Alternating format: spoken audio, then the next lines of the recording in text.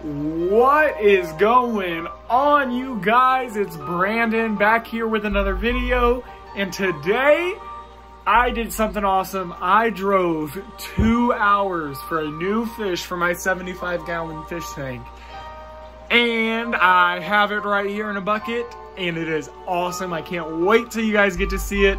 I'm gonna call it the secret fish until you guys do. So make sure you stay tuned for this whole video. Smash that like button and hit the subscribe button. And we're off.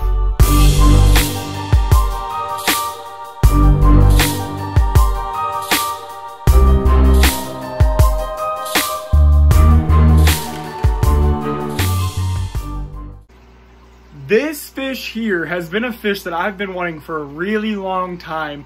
Haven't been able to get my hands on one, not at the size that I wanted, or just not a good looking fish. And I finally found one that I liked, and it just so happened to be 2 hours away from home. So I went ahead and drove that, got my fish, and now I'm back and I'm ready to put it back in the tank. I did not record picking up the fish just because I wanted to respect the local fish store's privacy. But yeah, I found the fish of my dreams at this fish store, and you guys are about to check it out right now. Ladies and gentlemen, I do not think you guys are ready for the fish that I have purchased today.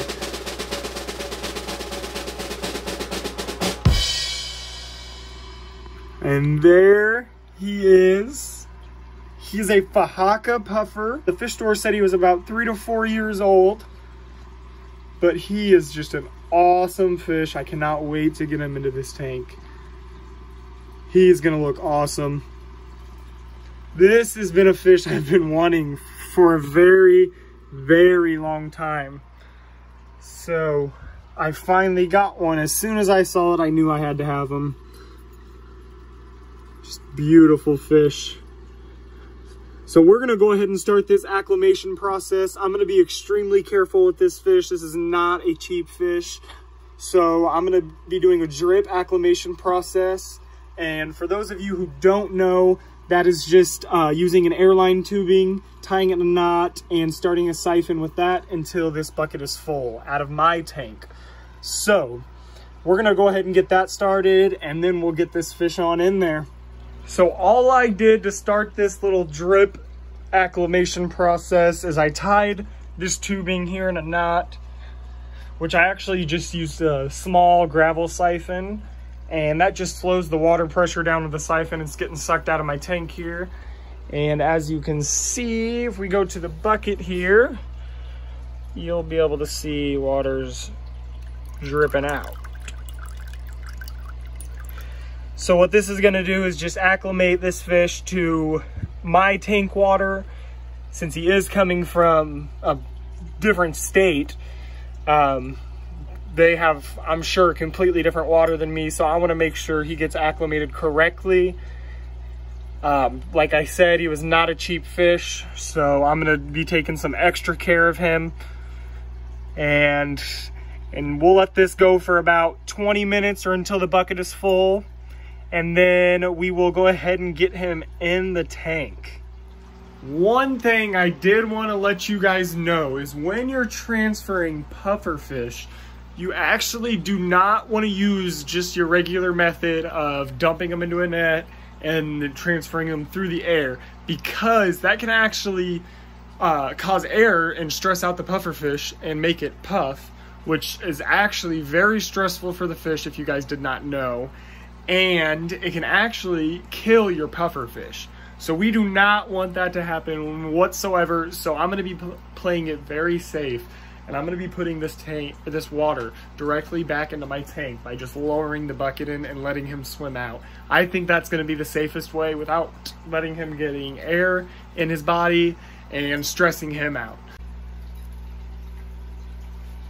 Alrighty, we're gonna go ahead and get this fish on into the tank here from this bucket.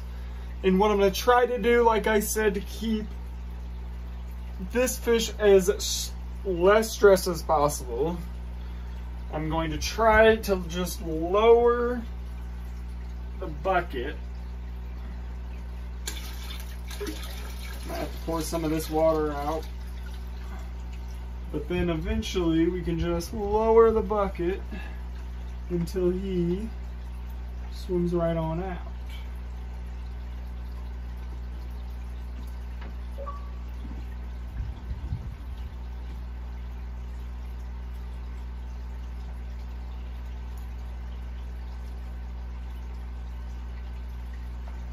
And there he is.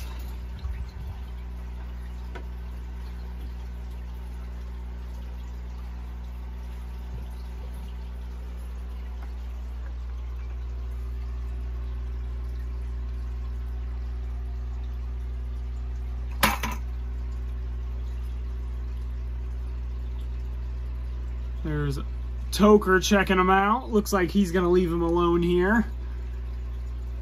That's always good. Here he is now that he's settled in a little bit. He's definitely a lot more active than he was when I first put him in here. He just kind of stayed at the bottom. Now he's definitely swimming around and enjoying his home. I was a little worried about how Toker was gonna do with him, but he's done surprisingly well. So we're gonna keep an eye on him and make sure that there's no aggression between the two. And then I will let you guys know and update you guys on how he is doing. They say Fahaka puffers are supposed to be housed by themselves, but I really wanted to try housing them with an Oscar, and so far, so good. And I will give you guys a feeding video of this guy once he's a little bit more used to his home and he's taking food right from my hands. Get you guys a good video of that. Hopefully it won't take too long. Right now he won't take anything from my hands though, unfortunately. But yeah, here's my Fahaka puffer. Well, since this video didn't really go as planned, I was gonna throw a feeding in with my puffer at the end, but he just isn't warmed up yet. So I'm gonna go ahead and show you guys a feeding with a silver side to good old Toker. We always know he will eat. So I'll show you guys that right now. Looks like Toker might have a little snack at it, although our Fahaka may not eat it. I know this guy probably will. Just checking it out real quick. Ooh.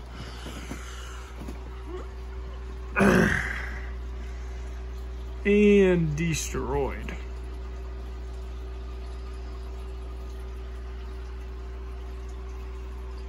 Such a powerful fish. Well, guys, that is all I have for you guys today. I hope you enjoyed me getting my dream fish.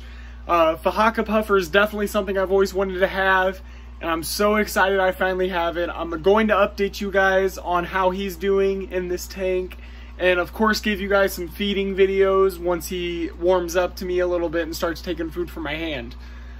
So stay tuned for those videos, and make sure you smash that like button and subscribe, and stay tuned for that next video. I got some big things headed your way. Peace.